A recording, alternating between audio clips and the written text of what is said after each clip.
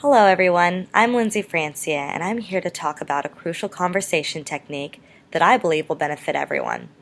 The technique I've chosen came from Chapter 6 in our Crucial Conversations book and is called Master My Stories.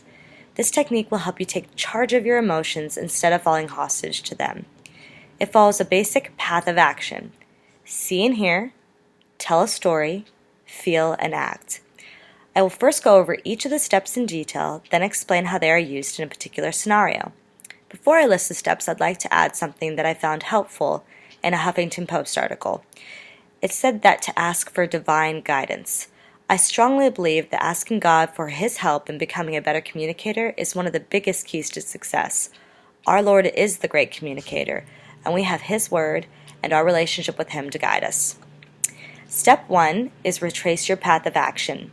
Stop what you're currently doing and get in touch with why you're doing it. Notice your behavior and ask if you're using silence or violence to respond. Get in touch with your emotions and find out which ones are encouraging you to act this way. Analyze your story and find out what emotion is creating it. And finally, get back to the facts and find out what evidence do you have that supports your story. Step 2 is notice your behavior. If you find yourself reacting to situations with silence or violence, you need to be honest with yourself. Don't devote your time to justifying your actions to yourself or others. Recognize the problem and take corrective action. Step 3 is get in touch with your feelings. Identify your emotions can be difficult, and words matter. Knowing your real feelings helps you take an accurate look at what is going on and why. Expand your emotional vocabulary to be able to describe how you really feel. Step 4 is analyze your stories. Question your feelings and stories. Is it the right feeling? Challenge the illusion that what you're feeling is the only right emotion. Don't confuse subjective conclusions with facts. Step 5 is get back to facts. Separate fact from story by focusing on behavior. Describe things in a way that if anyone saw them, they would say the same thing. Step 6 is watch for the 3 clever stories. The victim story, it's not my fault, makes you out to be an innocent sufferer and you ignore any part you played in the problem. The villain story, it's all your fault. You impute bad motives and tell everyone about the evil of the other party. And the helpless story, there's nothing else I can do, makes you out to be powerless to do anything healthy or helpful. Clever stories often start with our own sellouts. If we don't admit to our errors, we look for ways to justify them. Step 7, tell the rest of the story.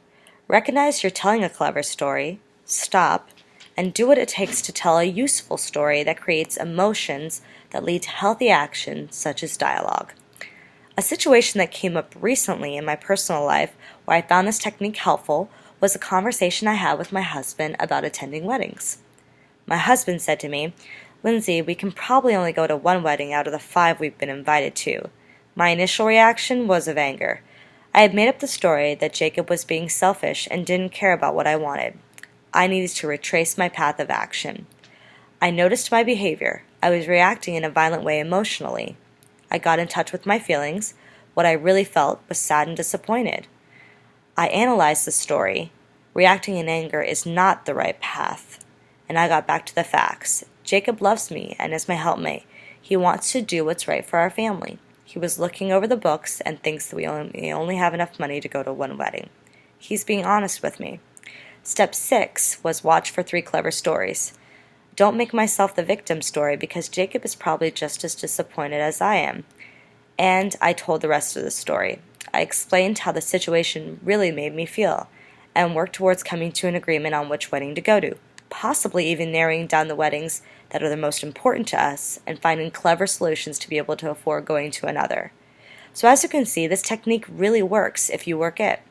It will help you be able to communicate more accurately, effectively, and honestly.